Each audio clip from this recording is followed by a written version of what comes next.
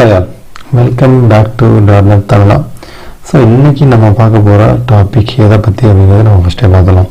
அதாவது நம்ம வந்து C#ல கண்ட்ரோல் ஸ்டேட்மெண்ட்லாம் பார்த்துக்கிட்டு வர்றோம் இப்போதைக்கு.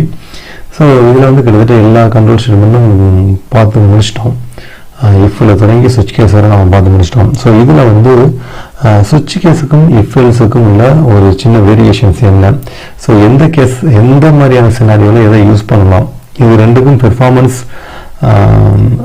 எதுவும் டவுன் டைம் எதுவும் உண்டா, ஒன்றுக்கு ஒன்று கம்பேர் பண்ணும்போது ரெண்டுக்கும் பெர்ஃபார்மன்ஸ் லெவலில் எதுவும் இஷ்யூ, அதாவது டவுன் கிரேட் ஆகுமா அப்படிங்கிறதெல்லாம் நம்ம இந்த வீடியோவில் பார்க்க போகிறோம். ஸோ இந்த வீடியோக்குள்ளே போகிறதுக்கு முன்னாடி நீங்கள் என்னோடய சேனலுக்கு இன்னும் சப்ஸ்கிரைப் பண்ணலைன்னா கீழே சப்ஸ்கிரைப்னு ஒரு பட்டன் இருக்கும், அந்த சப்ஸ்கிரைப் பட்டன் ப்ரெஸ் பண்ணிக்கோங்க. ஸோ நான் எப்போ வீடியோ பண்ணாலும் உங்களுக்கு நோட்டிஃபிகேஷன் வந்துடும். ஸோ இன்றைக்கி நம்ம பார்க்க போகிறது இந்த ரெண்டு ஸ்டேட்மெண்ட்டை பற்றி நான் கொஞ்சம் இன்டெப்த்தாக பார்க்க போகிறோம். ஸோ நான் ஏற்கனவே ஒரு சின்ன கன்சோல் அப்ளிகேஷன் க்ரியேட் பண்ணி வச்சுருக்கேன். ஸோ இதில் என்ன பண்ணுது, இந்த லாஜிக் என்ன பண்ணுது அப்படிங்கிறத நான் ஃபஸ்ட்டு சொல்லிடுறேன். அதாவது இதில் ஒரு சின்ன இன்புட் வாங்குகிறோம், கன்சோல்.ரீட் லைன்லேருந்து இன்புட் வாங்குகிறோம். அதுக்கடுத்து பார்த்தோம் அப்படின்னா இந்த இன்புட்டை நம்ம கம்பேர் பண்ணுறோம் இஃப்எல்ஸ் ஸ்டேட்மெண்ட் வச்சு. ஸோ கம்பேர் பண்ணி அதுக்கு தகுந்த மாதிரி என்ன என்ட்ரு பண்ணியிருக்கோமோ அதுக்கான ஒரு சின்ன டெக்ஸ்ட்டை பிரிண்ட் பண்ணுறோம். அதாவது 1 அப்படிங்க இருந்தீங்கன்னா யூ ஹேவ் என்டர் வேர்டு 1 அப்படின்னு சொல்லிட்டு என்ன வேர்டு நம்ம டைப் பண்ணுறோமோ அதுக்கான ஈக்குவலான ஒரு ஸ்டேட்மெண்ட் இது பிரிண்ட் பண்ணுது. ஸோ இதில் பார்த்தீங்க அப்படின்னா 2 எல்ஸ் இஃப் ஸ்டேட்மெண்ட் இருக்குது. ஸோ அதே மாதிரியான இதை இந்த வேரியேஷன் இதே கோடிங் சுவிட்ச் கேஸை வச்சு நம்ம அங்கேயும் எழுதியிருக்கோம் அதுக்கு கீழேயே. ஸோ இப்போ இதுக்கு ரெண்டுக்கும் எப்படி இந்த எக்ஸிக்யூஷன் நடக்குது அப்படிங்கிறத கொஞ்சம் டீட்டெயிலாக பார்க்க போகிறோம். ஓகே, இந்த ப்ரோக்ராம் நான் டீபக் பாயிண்ட் செட் பண்ணியிருக்கேன். ஸோ இந்த டீபக் பாயிண்ட்டை வச்சு நம்ம இப்போ எக்ஸிக்யூட் பண்ணி பார்ப்போம். இப்போ நான் ஸ்டார்ட் பண்ணுறேன் ப்ரோக்ராமை ஸ்டார்ட் பண்ணும்போது இப்போ பார்த்தீங்க அப்படின்னா இன்புட்டுக்காக வெயிட் பண்ணுது. ஸோ இப்போ நான் 3 அப்படின்னு கொடுக்குறேன். ஸோ 3 அப்படின்னு கொடுத்துட்டு என்ட்ரிக்கே ப்ரெஸ் பண்ணிட்டேன். ஸோ ப்ரெஸ் பண்ணதுக்கப்புறம் பார்த்தீங்க அப்படின்னா இது இஃப்எல்ஸ் கண்டிஷனில் ஃபஸ்ட்டு ஹிட் ஆகுது. ஸோ ஏன்னா அதுதான் ஃபஸ்ட்டு இதாக இருக்குது, அதனால ஃபஸ்ட்டு ஸ்டேட்மெண்ட்டாக இருக்கிறதுனால அது எக்ஸிக்யூஷன் தான் அங்கே ஸ்டார்ட் ஆகுது. ஸோ இப்போ நான் F10 ப்ரெஸ் பண்ணுறேன். ஸோ லைன் பை லைனாக போகுது. ஸோ இது பார்த்தீங்க அப்படின்னா இஃப்ல ஃபஸ்ட்டு ஸ்டேட் செக் பண்ணுது. அதுக்கடுத்து பார்த்தீங்க அப்படின்னா எல்ஸுக்கு வருது, ஃபஸ்ட்டு எல்ஸுக்கு வருது, எல்சிஃப்க்கு ஸ்டேட்மெண்ட் வருது. அதுக்கடுத்து பார்த்தீங்க அப்படின்னா நான் என்ட்ரு பண்ணிக்கிற வேல்யூ 3. ஸோ இது ஒவ்வொரு இஃப்எல்ஸ் ஸ்டேட்மெண்ட்டாக, அதாவது ஃபஸ்ட்டு இதுக்கு மேட்ச் ஆயிருக்கான்னு பார்க்குது இஃப் ஸ்டேட்மெண்ட், அடுத்து ரெண்டாவது எல்சிஃப் ஸ்டேட்மெண்ட் மேட்ச் ஆயிருக்கான்னு பார்க்குது, அடுத்தது மூணாவதையும் செக் பண்ணுது. ஸோ மூணாவது இதுக்கு ஈக்குவலாக இருக்குது அப்படிங்கிறதுனால இங்கே இது பிரிண்ட் பண்ணுது. ஓகேங்களா? ஸோ இது இந்த எக்ஸிக்யூஷன் முடிஞ்சது. So you have entered word 3 அப்படிங்கிறது இங்கே நம்மளுக்கு பிரிண்ட் ஆயிடுது இஃப்எல்ஸில். அதே நேரத்தில் இப்போ பார்த்தீங்க அப்படின்னா சுவிட்சுக்கு வருது. சுவிட்சில் 3 அப்படிங்கிற வேர்டு இருக்குது. ஸோ இப்போ பார்த்தீங்க அப்படின்னா இதுலேயும் பார்த்தீங்க அப்படின்னா கேஸ் 1 2 3 அப்படிங்கிற 3 கேஸஸ் இருக்குது. அடுத்து டிஃபால்ட் கேஸ் 1 இருக்குது. ஸோ இப்போ என்ன பண்ணுதுன்னு அப்படின்னு பார்க்கலாமா? இப்போ கேஸ் 3 அப்படின்னு வந்ததும் டேரெக்டாக இங்கே போகுது. கேஸ் 3, அதாவது 1 by 1 இது கம்பேர் பண்ணி போகலை, அதுதான் நம்ம இங்கே இது பண்ண வேண்டியது. ஸோ இது பிரேக் ஆயிடுது. ஸோ இதோட இது கன்சோல்.ரீட் கீ. ஸோ இப்போயும் பார்த்தீங்க அப்படின்னா இந்த ஸ்டேட்மெண்ட் எதுக்கானது அப்படின்னா இந்த case statement third case statement print பண்ணிருக்கு. ஸோ இப்போ நம்ம இதுலேருந்து நம்ம அண்டர்ஸ்டாண்ட் பண்ணிக்கிறது என்ன அப்படின்னா, அதாவது இஃப்எல்ஸ் யூஸ் பண்ணும்போது ஒவ்வொரு கண்டிஷனாக இது செக் பண்ணி போகுது.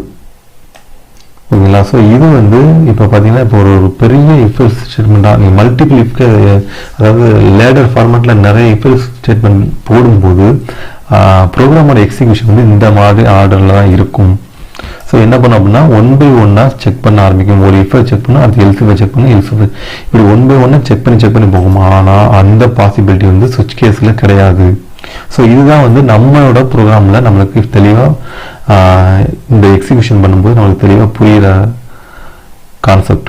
ஸோ இப்போ இங்கே இதே சுவிட்ச் கேஸுக்கு வரும்போது என்ன ஆகுது அப்படின்னா எங்கே டேரெக்டாக வருதோ, இப்போ நான் 3 அப்படிங்கிறது என்ட்ரு பண்ணிக்கிறதுனால டேரெக்டாக இங்கே எக்ஸிக்யூஷன் வந்துடுது.